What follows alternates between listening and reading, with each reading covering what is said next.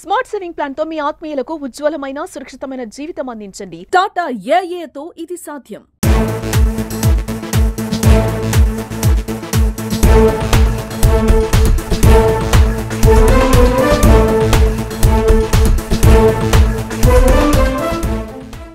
నమస్తే, welcome to Suman TV.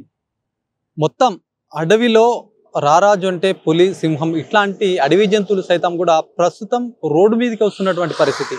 Road మీదకి ఎందుకు వస్తున్నాయి అని ఒకసారి చూస్తే కనుక ముఖ్యంగా వేసవి కాలం దాహం తీర్చుకోవడానికి సైతం కూడా ఆ రోడ్డు మీదకే వస్తున్నట్టు కూడా చెప్పచ్చు. దీంతో పాటు కూడా అడవి అంతా కూడా రోజు రోజుకు అడవిలా ఉండకుండా కూడా చెట్లు కూడా చాలా మట్టుకు నరికివేయడంతో కూడా ఆ వన్యప్రాణులు సైతం బయటకు వస్తున్నాయి. ఇలాంటి ఘటన నిజామాబాద్ లో ఒక పులి మరణించిన ఘటన కూడా ప్రస్తుతం అందరూ ఎందుకు ఇట్లా జరిగింది, ఏంటి అసలు పులి చనిపోవడం ఏంది అని చెప్పేసి చర్చ అయితే నడుస్తున్నటువంటి పరిస్థితి ఉంది.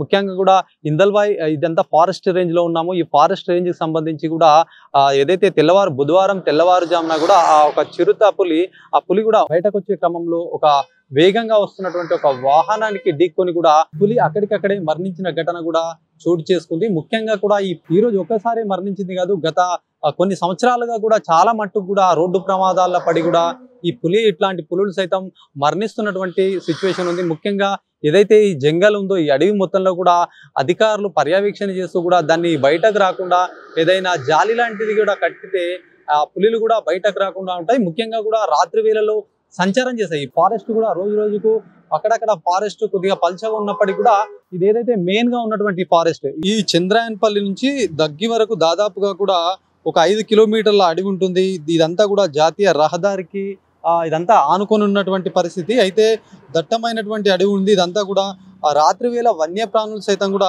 బయటకు వస్తున్నాయి, రోడ్డు మీదకి వస్తున్నటువంటి పరిస్థితి ఉంది. ఇట్లాంటి సమయంలో కూడా ఒక కంచె కనుక ఏర్పాటు చేస్తే ఇట్లాంటి వన్యప్రాణులు ఏమైనా కూడా బయటకు రాకుండా ఉండేటువంటి పరిస్థితి ఉంటుంది. మరి దీనిపైన అధికారులు కూడా దృష్టి సారించాల్సినటువంటి అవసరం ఉంది. ఈ ఘటన కేవలం కూడా ఈ రోజే కాదు, 2018లో సైతం కూడా ఒక రైలుకు చిరుతపుడి కూడా తాకి అప్పుడు గాయపడినటువంటి పరిస్థితి. దానికి హైదరాబాద్ కూడా అప్పట్లో తీసుకెళ్లారు, కానీ అనంతరం అది చనిపోయినటువంటి పరిస్థితి. మరి 2022 ఫిబ్రవరిలో సైతం కూడా పులి ఆ బస్సుకు ఢీక్కొని కూడా ఆ పులి అక్కడికక్కడే మరణించినటువంటి పరిస్థితి ఉంది. దాంతో పాటు కూడా ఈ ఏదైతే చంద్రాయన్పల్లి దగ్గి దగ్గర కూడా ఏదైతే అంతకుముందు కూడా ఒక కారు ప్రమాదంలో కూడా ఆ చిరుతపులి కూడా తీవ్రంగా గాయపడినటువంటి పరిస్థితి ఉంది. ఇట్లాంటి 1-2 కాదు, చాలా మట్టుకు కూడా ఇట్లాంటి ప్రమాదాలు అయితే మొత్తం జరుగుతూ ఉన్నటువంటి పరిస్థితి ఉంది. మరి అధికారులు సైతం కూడా దృష్టి పెట్టాలి. పులి అనగానే చాలా మంది భయపడతారు, కానీ అలాంటి వన్యప్రాణులు రోడ్డు మీదకి ఎందుకు వస్తాయి? వాడికి ఆహారం లేకపోవడం కావచ్చు, లేకపోతే ఏదైతే మనం ఇంట్లో గృహం సరిగ్గా ఉంటే చాలా మట్టుకు కూడా ఇంట్లోనే ఉంటారు. ఇంటికి సంబంధించినటువంటి వాతావరణం బాగుంటే చాలా మంది హ్యాపీగా ఉంటారు. ఈ పులికి సంబంధించి కూడా దట్టమైనటువంటి అడవిలో కూడా పులిలు సంచరిస్తాయి. ఏదైనా ఎప్పుడైనా కూడా బయటకు రోడ్డు దాటి కూడా అటుపక్క కూడా అడవి ఉంటుంది కాబట్టి మార్గ మధ్యలో ఉన్నటువంటి రోడ్డుని కూడా క్రాస్ చేస్తాయి అవి.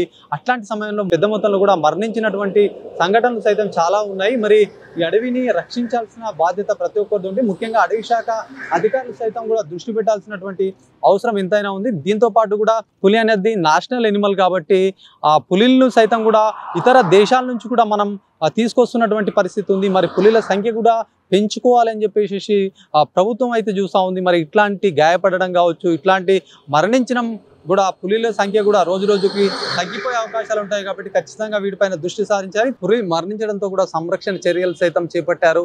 మరి అధికారులు కూడా పర్యవేక్షిస్తున్నారు. మరి ఇట్లాంటి పులులు కూడా బయటకు రాకుండా ఉండడానికి కూడా చాలా జాగ్రత్తలు తీసుకుంటే బాగుంటుందని చెప్పి సైతం ప్రజలు కోరుతున్నటువంటి పరిస్థితి అని చెప్పొచ్చు. కెమెరా పర్సన్ జగదీష్తో శ్రీనివాస్, సుమన్ టీవీ, నిజామాబాద్ నుంచి.